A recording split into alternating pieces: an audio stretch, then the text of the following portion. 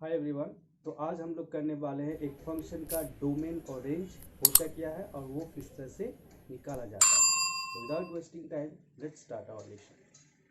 Function का domain और range क्या होता है, इसको समझने के लिए पहले आपको देखे थे कि एक फंक्शन का नोटेशन क्या है। फंक्शन को हम लोग सिम्बॉलिकली एफ ऑफ एक्स से डिनोट करते हैं। एफ ऑफ एक्स इसका मतलब क्या है कि ये एक्स वेरिएबल का फंक्शन है। इस एफ ऑफ एक्स को हम लोग लिखते हैं वाई।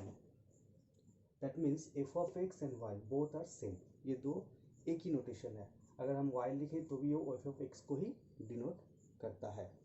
अब इस एफ ऑफ एक्स में ये जो इनसाइड एक्स है इसको बोलते हैं हम लोग input of the function. Input of a function इसको बोलते हैं हम लोग इनपुट ऑफ ए फंक्शन। और ये इनपुट करने के बाद इफ जो फंक्शन है वो जो वैल्यू देता है उस वैल्यू को हम लोग बोलते हैं आउटपुट ऑफ द फंक्शन। इसमें क्या लगा देते हैं, सो इनपुट ऑफ द फंक्शन। और ये जो इनपुट डालने के बाद इफ जो वैल्यू देता है उस वैल्यू को हम लोग बोलते हैं y, and that's y is called output of the function. So ये इनपुट है, ये आउटपुट है। इसका मतलब अगर फंक्शन के अंदर हम कुछ इनपुट डालते जाए तो वो फंक्शन क्या देगा, हमको आउटपुट दे देगा। ठीक है। अब इस इनपुट का और एक नाम है, इट इज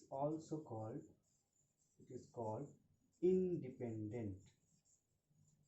ये ध्यान रखिएगा। और इस y को बोलते हैं हम लोग डिपेंडेंट। क्यों डिपेंडेंट, क्यों इंडिपेंडेंट? क्योंकि ये जो x है, x का वैल्यू डिपेंड नहीं करता है किसी के ऊपर।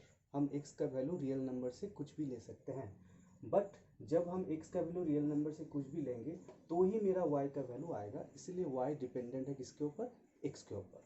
और एक बता दें कि हम लोग जो भी फंक्शन यहाँ पढ़ेंगे व जो भी फंक्शन का डोमेन रेंज निकालेंगे सब होगा आर टू आर फंक्शन।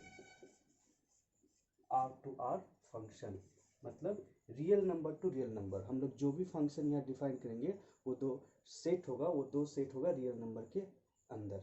मतलब x का जो भी इनपुट लेंगे वो भी रियल नंबर ही होगा, और उससे उसका थ्रू f जो हमको आउटपुट देगा वो भी रियल नंबर ही होगा। That means the function is defined on R to R. Okay, real number के अंदर ही हमारा फंक्शन का जो भी है काम चलेगा। सो मैथ्स में जो फंक्शन होते हैं उस फंक्शन एक मशीन की तरह काम करता है। आप अगर उस फंक्शन में एक इनपुट दोगे तो वो आपको एक आउटपुट निकाल के दे देगा। जैसे मशीन में होता है, मशीन में हम लोग एक इनपुट देते हैं तो वो आउटपुट निकाल के देता है। जैसे अगर एक कार के अंदर जब हम लोग पेट्रोल डालते हैं, इसमें क्या डालेंगे, पेट्रोल। सो पेट्रोल हो गया एज ए इनपुट, इसके अंदर डालिए तो ही ये आउटपुट देगा, ये कार मूव करना स्टार्ट करेगा पेट्रोल डालने के बाद। इसी तरह अगर एक हीटर को हम लोग इलेक्ट्रिसिटी दे एज ए इनपुट, अगर उसको इलेक्ट्रिसिटी दे तो वो हीट एनर्जी को रिलीज करेगा जो आउटपुट के थ्रू निकलता है। तो फंक्शन भी एक मशीन की तरह ही है। इसके अंदर अगर हम लोग एक इनपुट डालेंगे तो वो हम लोग को एक आउटपुट देगा। ठीक है। पर एक चीज़ ध्यान देने वाली है कि जैसे कार में हम पेट्रोल एज ए इनपुट दे सकते हैं। अगर पेट्रोल की जगह हम पानी डाल दें तो क्या ये कार चलेगा? नहीं चलेगा। मतलब पानी एज ए इनपुट ये नहीं ले सकता। उसी तरह हीटर को जैसे हम लोग इलेक्ट्रिसिटी दे रहे हैं तो हीट एनर्जी दे रहा, पर हीटर के इलेक्ट्रिसिटी की जगह अगर हम कुछ और दें एज ए इनपुट, कुछ और दे दें तो क्या वो हीट एनर्जी को रिलीज करेगा? नहीं करेगा, मतलब आउटपुट नहीं देगा। सो सेम थिंग फंक्शन के अंदर भी x का जो इनपुट है, जो हम x इनपुट दे रहे हैं, वो इनपुट भी हर एक रियल नंबर को नहीं ले सकता। हर एक रियल नंबर को x एज ए इनपुट नहीं ले सकता। कहने का ये मतलब है जैसे मशीन भी एक पर्टिकुलर इनपुट या कुछ इनपुट को ही ले सकता है, उसके थ्रू वो आउटपुट निकाल के देता है।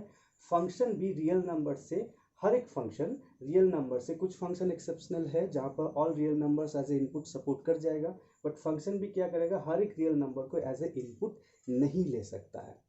चलिए इसका एक एग्जाम्पल के थ्रू आपको एक्सप्लेन करते हैं।